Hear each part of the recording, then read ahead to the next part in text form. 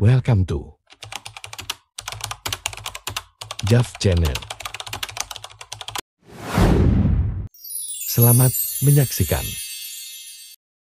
Bismillahirrahmanirrahim. Assalamualaikum warahmatullahi wabarakatuh. Waalaikumsalam warahmatullahi wabarakatuh. Amin ya rabbal alamin. Jadi sebenarnya ilmu dalam berdoa itu ada kalimat diterima sama kalimat dikabulkan. Oke. Istilahnya semua doa itu diterima oleh Allah Ta'ala. Doa orang-orang Islam ya, tapi belum tentu dikabulkan.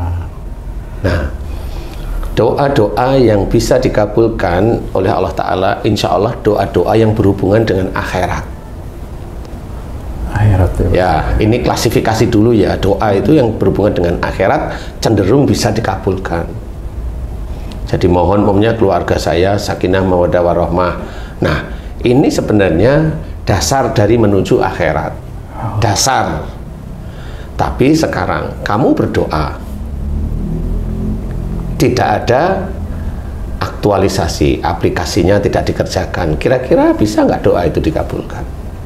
Kamu berdoa, mohon pada Allah, berikan ya Allah pada diriku rezeki halal dan thayyib. Kamu nggak kerja, kamu hanya ngurung di kamar, hanya main doa aja. Kira-kira dikabulkan nggak? Enggak.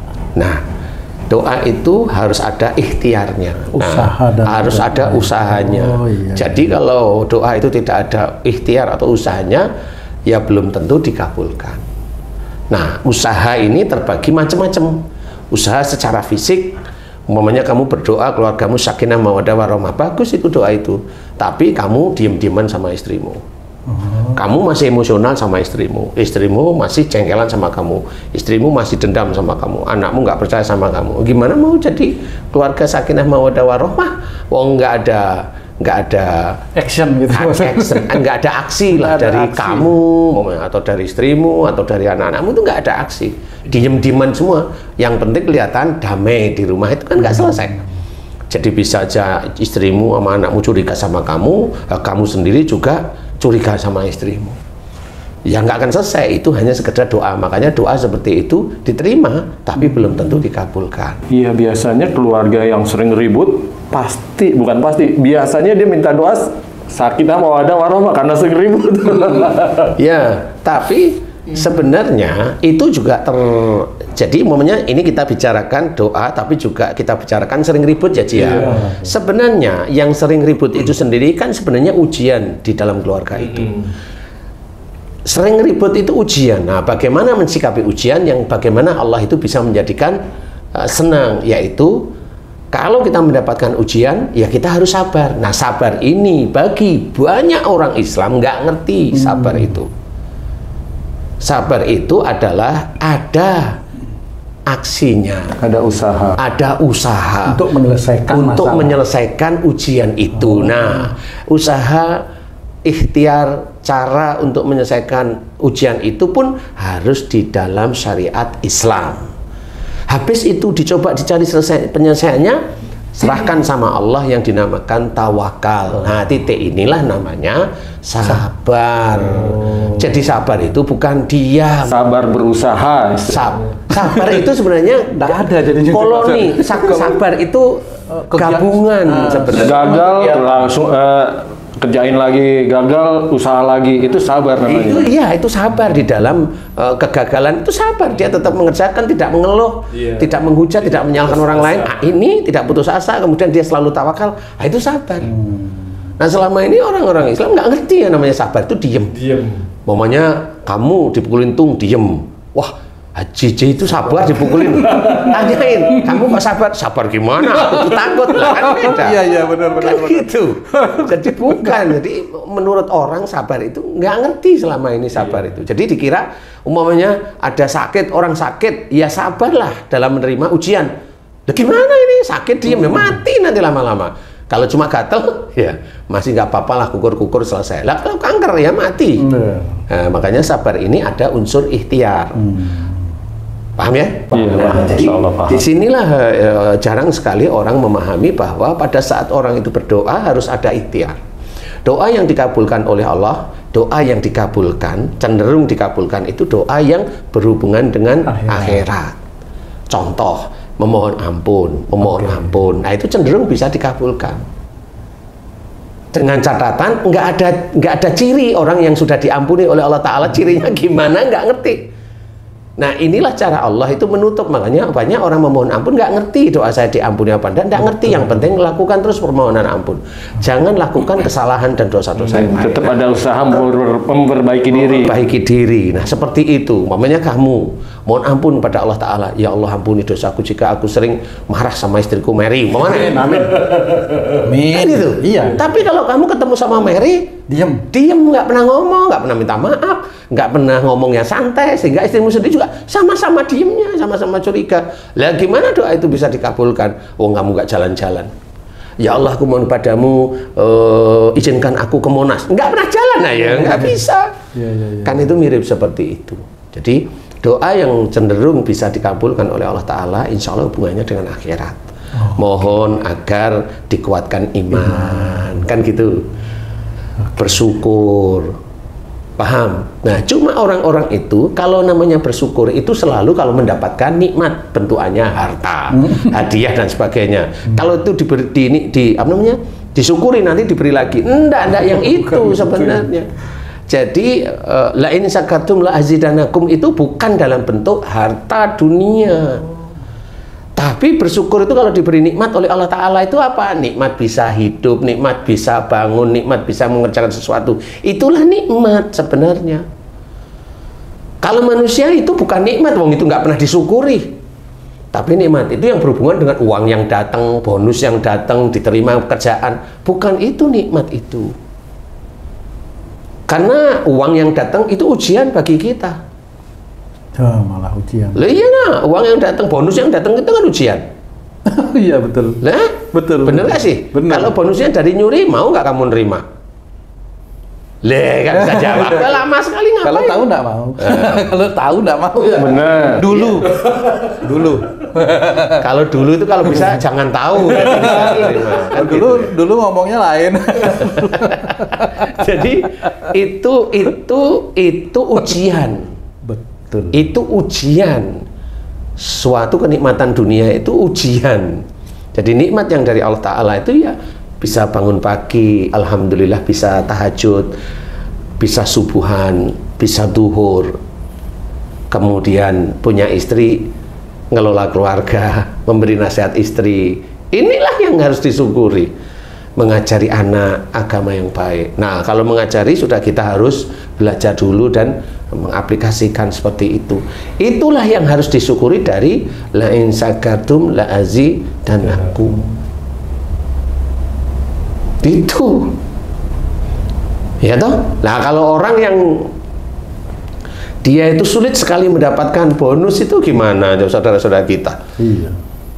Ya itu disyukuri walaupun kecil. Ya jangan ngomongin masalah kecil atau besarnya. Yang disyukurin itu umpamanya kakimu nih buat gerak ke kantor, tanganmu buat nyetel sesuatu di kantor, di proyek, otakmu kamu pergunakan untuk berpikir ya.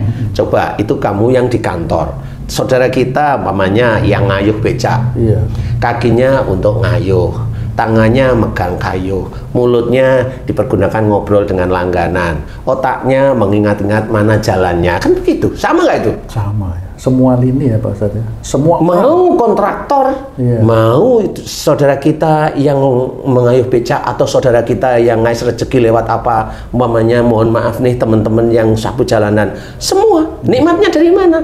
Nikmat dikasih kaki, nikmat dikasih tangan. Termasuk saudara kita yang jadi menteri, mau jadi saudara kita yang jadi presiden, itu sama sebenarnya. Nikmat itu mau dipergunakan untuk apa? Itulah salah satunya. Kalau nikmat itu dikufuri, nggak pernah bersyukur, ya siap-siap aja masuk neraka. Makanya kalimat selain la in syakartum la azidanakum apa? Wala in kafatum inna azabi lasadi. Jika engkau kufur, maka siksaku amat pedih. Yang mana? Kufur terhadap nikmat Allah, yaitu bisa berjalan, bisa melakukan pekerjaan, bisa melihat, bisa berpikir, bisa mendengar, bisa menggerakkan tangan, bisa ngapa-ngapain. Di luar ini nikmat dunia. Dunia enggak usah terlalu dipikirin. Ini untuk kita sendiri. Dari mana kalimat itu muncul? Ya memang itu dari Allah Ta'ala, karena banyak manusia itu kufur. Banyak sekali. Jadi yang dicari itu adalah Ustadz, Kiai, gimana caranya saya kaya? Loh, bukan itu. Terus nanti kalau udah dikaya, nanti saya akan nyumbang, sedekah, infak, bantu yatim piatu, bangun masjid. Wah, muluk-muluk dia. Iya kan? Kalau benar-benar dikasih sama Allah Ta'ala, belum tentu yang seperti itu. Makanya yang diminta kaya, sukses dan sebagainya itu belum tentu itu dikabulkan oleh Allah Ta'ala. Apalagi dalam Quran itu sudah dijelaskan kalau meminta dunia nanti di akhirat dimasukkan neraka. Jelas, apalagi apa yang kurang? Apakah ayat itu, oh itu untuk orang yang kafir, itu orang yang bukan Islam? Lah Quran itu untuk siapa kan gitu? Ayat itu ditulis untuk orang, oh ini untuk orang kafir, oh ini untuk dia, bukan seperti itu. Nah, inilah yang harus kita ketahui. Yang dikabulkan oleh Allah Ta'ala, insya Allah kecenderungan yang berhubungan dengan akhirat. Begitu juga Ustadz, seperti doa orang tua terhadap anak itu dikatakan makbul gitu loh. Nah, apakah orang tua yang seperti apa yang dikatakan makbul nih Ustaz? Nah, doa orang tua kepada anak itu ya yang makbul itu salah satunya yang terpenting adalah doa khususnya akhirat. Kalau doa untuk dunia itu ujian. Walaupun dikabulkan ujian jadinya ya. Apa namanya kalau nggak ujian? Nikmat, dia bilang, wah alhamdulillah nih gitu. Iya, apa namanya itu? Iya ujian. Lah kan ujian, dikasih nikmat, anak apa kayak? Anak apa coba? Pinter, ujian nggak itu? Nguji orang tuanya nggak? Nguji tetepan. Anak yang dablek, yang nguji. Anak yang ngabisin uang, yang nguji. Semuanya ujian, namanya dunia ini ujian. Jadi yang dikabulkan oleh Allah Ta'ala seperti itu memang makbul, benar tapi ujian. Ujian benar. Apapun bentuknya, dia mau bilang anaknya ketabrak mobil, mau anaknya begini, atau dia ngomong anak, didoain anaknya itu cerdas, pintar, sekolah luar negeri kayak apa, itu ujian semua. Berarti orang tua mendoakan anaknya agar berkecukupan itu secara nggak langsung meminta ujian juga ya? Iya benar. Sama seperti kalau Haji J dulu waktu muda, mohon ya Allah jadikan saya orang yang sabar. Ya udah. Suatu ketika Haji J nikah, ya akhirnya kesabaran diuji beneran. Mau cerita apa kan minta sabar. Minta sabar kok hidupnya langgeng-langgeng nggak bisa. Nah, di titik itulah yang harus diketahui bahwa apa yang terjadi di dunia itu ujian. Enak kayak tidak enak itu ujian. Nah, di sini yang harus kita ketahui bagaimana cara kita itu mendoakan anak. Cukup satu kalau saya. Doakan anak itu soleh-solehah, cukup itu sudah. Apa coba mau apa? Wah itu udah yang paling besar itu. Iya, soleh-solehah itu sampai ke hati. Sehingga nanti pada saat kita berdoa untuk anak kita itu agar soleh-soleha, ya kita harus berusaha Mendidik ya. mendidik. Ini paham ya? Nah kemudian tadi kan berdoa, ya Allah berikan anakku jodoh ya Allah agar dia bisa menikah. Boleh doa seperti itu, boleh wong baik kan itu. Usahanya apa Ustaz untuk mencapai itu? Di sini nih usahanya gimana?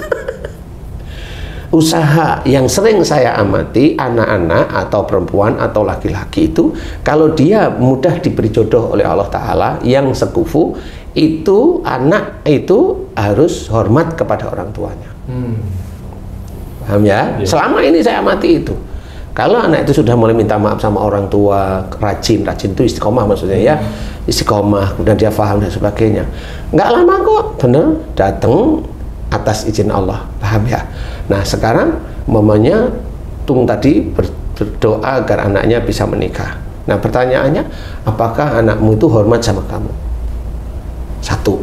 Yang kedua, apakah apa yang kamu kerjakan itu menjadikan anak kamu itu hormat kepada kamu?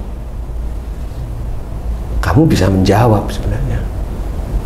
Nggak usah tanya malaikat rokib gimana cara, nggak usah, itu aja pertanyaan itu kamu bisa menjawab. Diam itu langsung, oh iya ya. Gitu. Nah, kalau sudah tahu, oh berarti ruwetnya itu di sini, itu kerjakan gitu. Kerjakan di ruwet situ. Boleh berdoa seperti itu. Diterima nggak sama Allah? Diterima. Dikabulkan nggak? Allahu a'lam. Kan gitu. Ya, nggak bisa kita bilang itu pasti dikabulkan. Oh, nggak boleh. Kita malaikat bukan, kita manusia kok bisa bilang pasti dikabulkan tuh dari mana? Kan gitu. Nggak bisa. Oh, dari guru-guru dulu itu bilangnya enggak, itu hanya empiris aja. Itu empiris itu hanya beberapa teori. Teori itu hanya beberapa dikabulkan, banyak yang tidak. Enggak, jangan dipakai yang seperti itu. Doa yang dikabulkan, cenderung dikabulkan oleh Allah Ta'ala adalah doa yang berhubungan dengan akhirat. Mohon ampun, bersyukur, memuji Allah.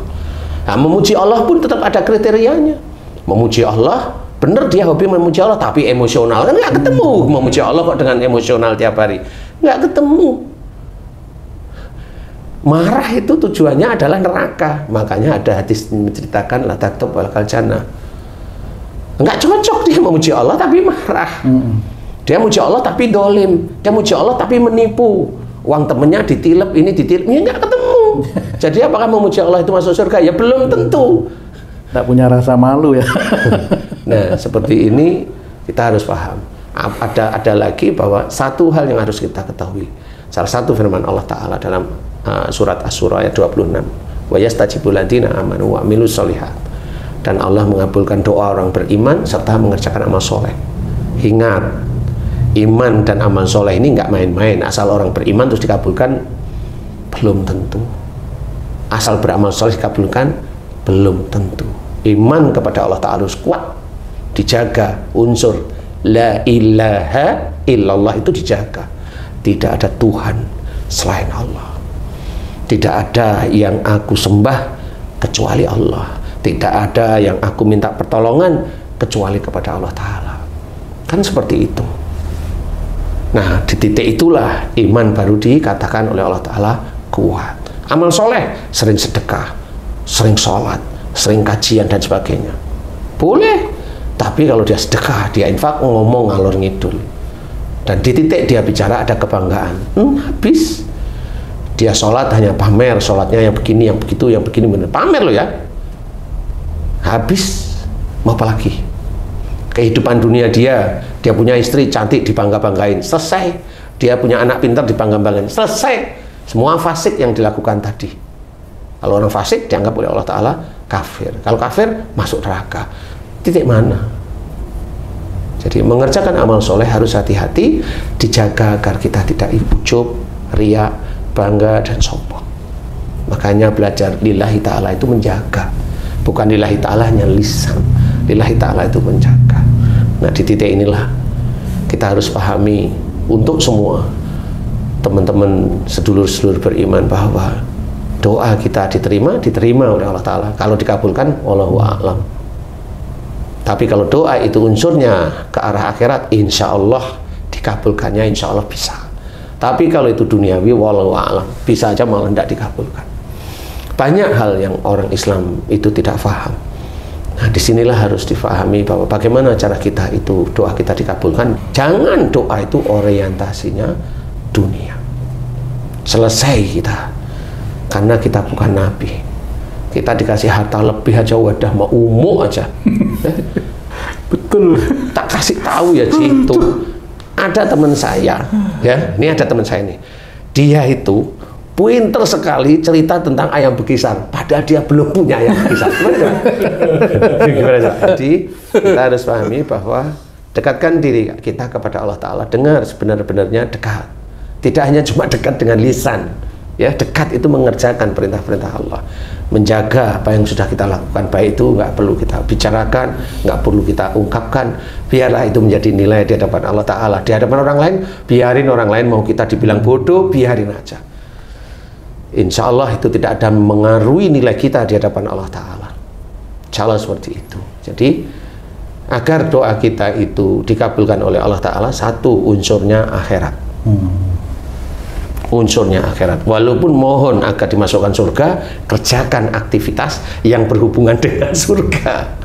Karena ujiannya akan berat juga itu Pak Ustadz ya. Loh iyalah. Minta surga pasti diuji dengan hal-hal yang masuk neraka malah kira-kira gitu kan.